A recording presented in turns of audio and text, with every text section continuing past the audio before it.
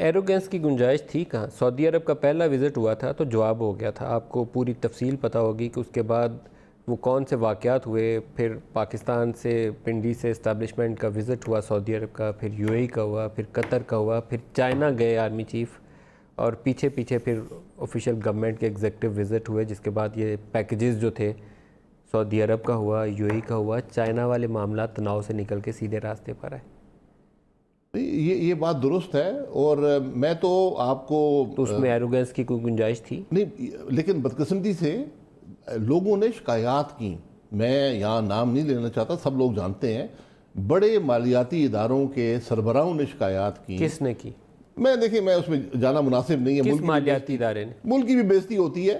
کس مالیاتی اداروں نے, اس ملک کے انڈسٹریلسٹ نے, اس ملک کے بزنس مین نے, اس ملک کے انویسٹرز نے. Name any one institution. میں اس کو رہنے دیں, میں حقیقت سے اچھی بات نہیں ہے. جہاں ملک کی بدنامی ہو وہاں پر پوائنٹ سکورنگ کی گنجائش نہیں ہوتی.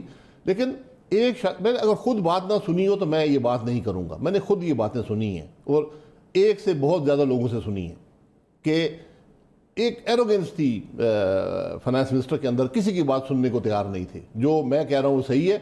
ایک فیصلہ بھی نہیں کر پائے. پاکستان جب یہ حکومت آئی ہے, ایک بنیادی فیصلہ تھا کہ آپ نے آئی ایم ایف میں جانا ہے یا نہیں جانا. ہر چیز اس سے لنک تھی.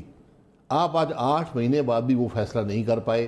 اور آئی ایم ایف کا معاملہ کوئی راکٹ سائنس نہیں ہوتا. ان کی چند ڈیمانڈز ہوتی ہیں کہ اسٹرکچرل چینجز یہ کر دیں, اور چند ان کی جو ہوتی ہیں کہ کس طرح ڈسپلن لائیں گے, فزیکل ڈسپلن لائیں گے. یہ ان کی ڈیمانڈز ہوتی ہیں, جس میں ایک ان کی اے بی سی سیدھی ہے جی. روپیہ ڈی ویلیو کر دو, یوٹیلیٹی پرائسز بڑھا دو, فزیکل ڈیفیسٹ کو کنٹین کرو, جہاں سے مرضی کرو, تو پالیسی ریٹ بڑھا دو, یوٹیلیٹی بلز بڑھا دو. یہی ہوتا ہے.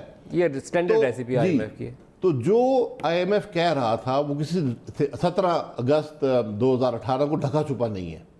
آج ہم اس لیول سے جو آئی ایم ایف کی ڈیمانڈ تھی بہت زیادہ ہم نے خود کر دی ہے.